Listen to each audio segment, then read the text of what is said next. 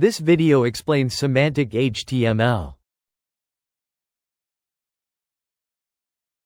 We compare HTML5 with the older version HTML4 and explain the semantic tags used in HTML5.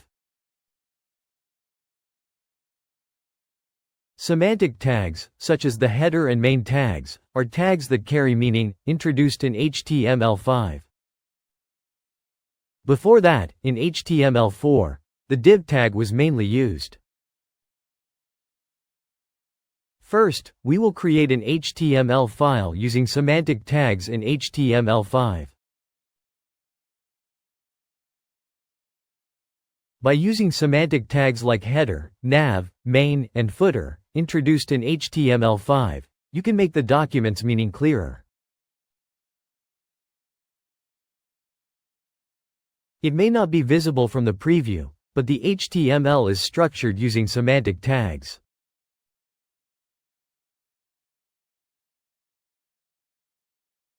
Next, we will create an HTML file using HTML4. In HTML4, there were no semantic tags like in HTML5, so the div tag was commonly used to achieve similar structures.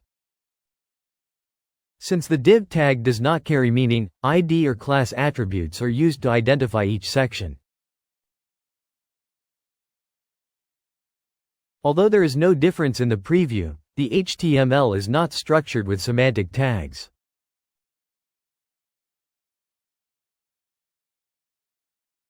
Now, let's compare the files we created.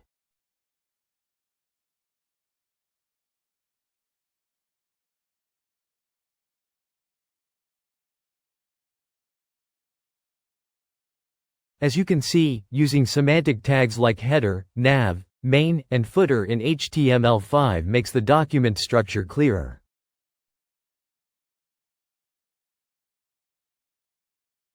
There are also other semantic tags like article and section. As an example, we will write a blog post using semantic tags. Pay attention to how the document is structured using semantic tags.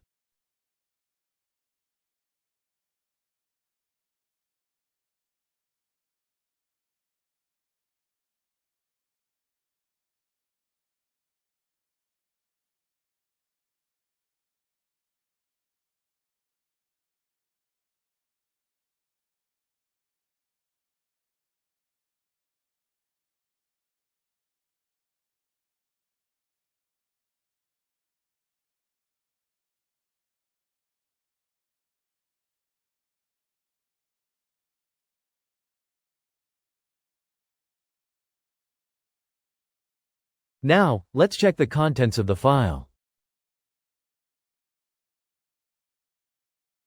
Header tag is used for the page's overall header as well as for each article's header. It includes the website title, article title, publication date, and author information.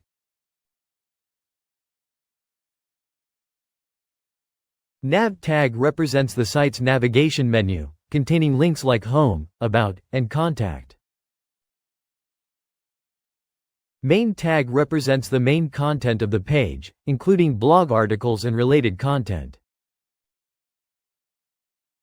Article tag is a semantic tag that wraps the blog article itself, indicating that the article is independent content. Section tag represents each section within the article. Aside tag represents supplementary information related to the main content, such as related articles. Footer tag is used for the overall footer of the page and to display tags for the article. Using semantic tags like this makes the structure of the document clearer. For example, the body tag consists of header, nav, main, and footer tags.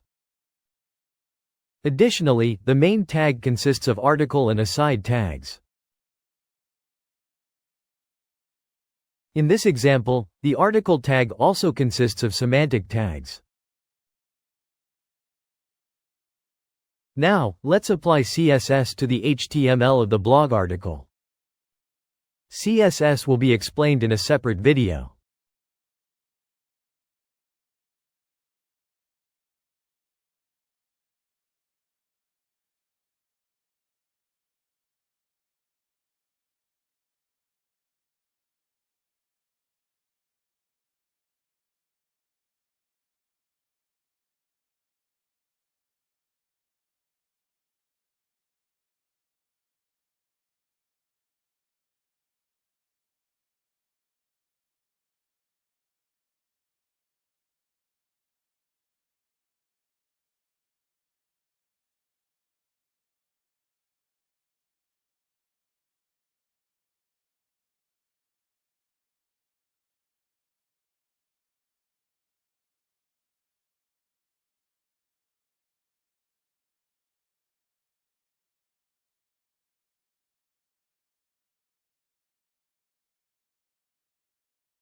Since CSS allows you to determine the design, you can focus on the document structure when writing HTML.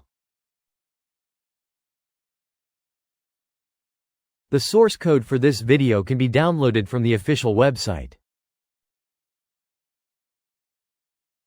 If you like, please visit the URL in the description to aid your learning. Next time, we will explain block-level elements and inline elements in HTML.